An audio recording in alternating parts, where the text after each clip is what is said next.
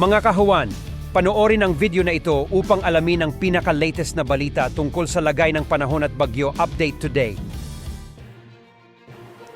Happy Thursday po sa ating lahat. Umiiral pa rin po ang mainit at maalinsangang panahon sa malaking bahagi po ng bansa. Dulot po yan ng easterlies o yung hangin po galing sa silangan, particularly the Pacific Ocean, habang nagsisimula ng umihip naman yung northeast monsoon or amihan dito po sa may extreme northern Luzon. Base naman sa ating latest satellite animation, wala tayong nakikita pa rin anumang weather disturbance na makakaapekto sa ating bansa hanggang sa weekend.